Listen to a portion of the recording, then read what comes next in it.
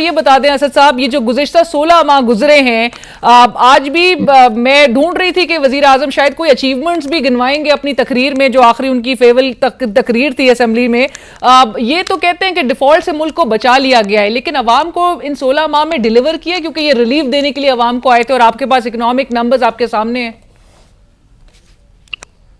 नहीं, उसमें आप ये देख लेना कि पिछले 16 माह में जो हमारा डेट बढ़ा है, पब्लिक डेट, क्योंकि ये सारी पॉलिटिकल स्कोरिंग होती है कि जी इतना डेट बढ़ा और हुआ क्या। तो ये पीटीआई के ऊपर ये कह रहे थे कि जी जितना पूरे पाकिस्तान में शुरू से लेकर डेट था उसका तकरीबन 80% उन्होंने 4 साल में डेट चढ़ा दिया। तो that was about 14 trillion rupees जो है ना।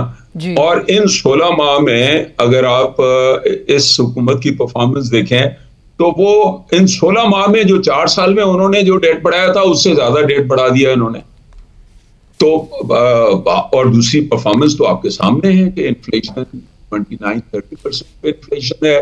ग्रोथ रेट जो है हमारा इस साल नेगेटिव हो गया और उसके अलावा कोई रोड मैप नहीं है ना।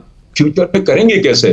सवाए प्रोमिसेस और बातें करने के मुझे बताए ना कि असल पाकिस्तान का मसला अलीना ये है कि हमने सरकार को, गवर्नमेंट को इतना बढ़ा दिया है कि तकरीबन पिछले साल, जैसे मैंने लिखा भी है कि पिछले साल हमने रिकॉर्ड डेफिसिट किया है। गवर्नमेंट तो कहती है हमने 7%, 7.5% ऑफ द जीडीपी डेफिसिट किया है। इन्होंने पिछले साल के लिए 4 ट्रिलियन का डेफिसिट रखा था, जो रिवाइज में इन्होंने बजट में दिखाया 6 ट्रिलियन, लेकिन एक्चुअली वो जो डेट इंक्रीज हुआ है 9 महीने में 9 ट्रिलियन था और टोटल जून तक अगर आप देखें तो वो 12.5 ट्रिलियन रुपीस जो है वो फिस्कल डेफिसिट है पिछले साल का।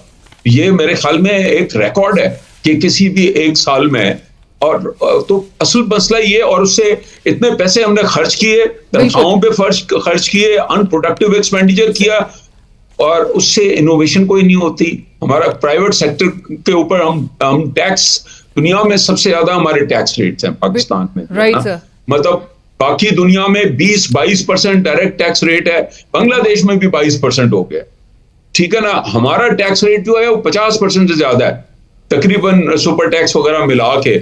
और अगर डिविडेंड शेयर होल्डर पे देखें, और कॉर्पोरेट सेक्टर को हम कुछ प्रमोट ही नहीं करते, सबसे ज्यादा उनको टैक्स करते हैं। राइट। तो सर ये जितना कुछ कहा जाता है वो सिर्फ स्पीचेस का हिस्सा होता है, उस पर इम्प्लीमेंटेशन कुछ नहीं हो रही होती है और सिर्फ यकीन दहानियां कराई जाती हैं। Thank you so much Asad Ali Shah साहब, आपके वक्त का